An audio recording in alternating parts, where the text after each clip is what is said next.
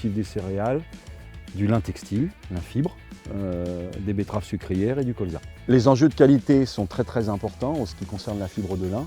Et nous, les agriculteurs, on doit absolument l'avoir en tête dès l'implantation. Alors l'implantation, ça commence par le choix de la bonne parcelle, le choix de la bonne variété au bon endroit et le choix d'une bonne date de semis en respectant les conditions agronomiques. Alors le lin est une culture qu'on sème aux alentours de mars-avril et qui est arrachée à la mi-juillet. Et à partir de ce moment-là, il est étendu en nappe au sol et il doit subir ce qu'on appelle le rouissage. Le rouissage, c'est une prédécomposition par les micro-organismes naturels qui vivent dans le sol et dans l'air. C'est grâce à cette opération-là qu'après, nous pouvons pratiquer le teillage. Le teillage de lin, c'est l'opération qui consiste à isoler les fibres nobles, les fibres longues, du reste de la paille.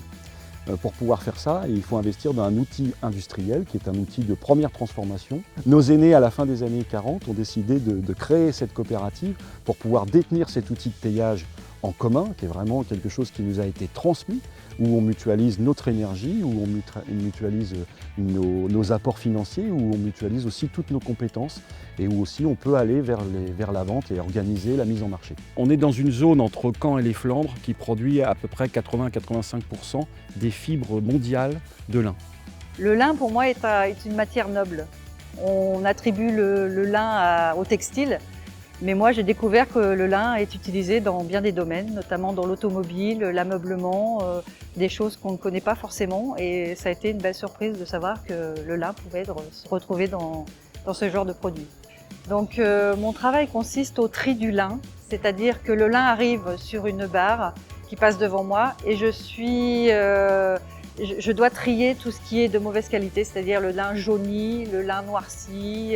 Le lin doit être d'une très belle homogénéité dans tous les lots. Donc la filière lin est particulièrement pourvoyeuse d'emplois, que ce soit CDD ou CDI, que ce soit des métiers de chauffeurs d'engins agricoles pour récolter le lin ou pour des postes d'opérateurs, de transformateurs des matières. Et donc la mission du cercle d'échange, c'est bien de faciliter la mise en relation entre les offreurs et les demandeurs d'emploi dans le milieu agricole et notamment dans cette filière lin, filière d'excellence. Ma coopérative sécurise la qualité de la fibre et par conséquent mon revenu. J'ai appris à travailler le lin et j'en suis très heureuse. La filière lin est pourvoyeuse d'une grande diversité d'emplois.